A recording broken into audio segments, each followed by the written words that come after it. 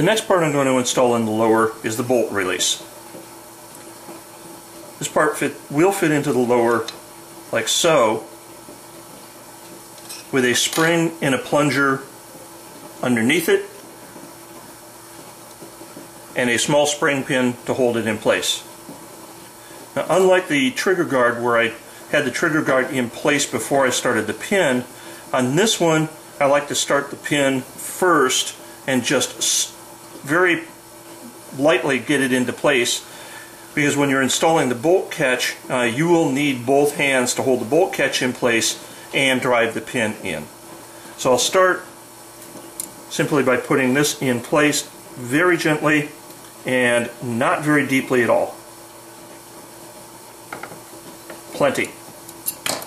What you want to make sure is that it doesn't protrude into the area where the bolt catch has to go, or else you'll be pulling it out and doing it over again.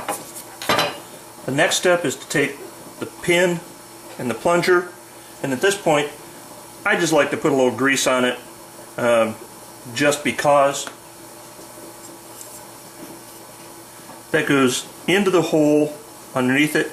Be sure to put the spring in first and then the plunger on top.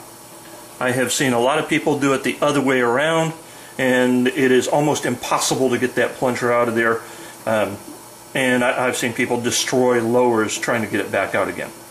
So with the spring and the plunger in place,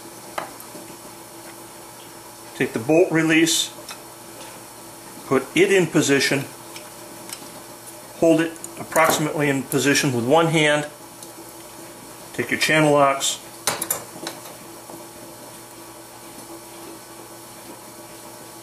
you'll feel when it's aligned, because it won't take a lot of pressure to get this thing to drive through.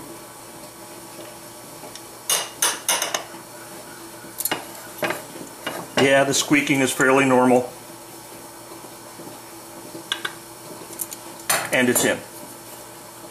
And again, without a pin punch, you won't get it to seat below the actual surface, but it is plenty far through to hold the bolt release in place, and the bolt release functions.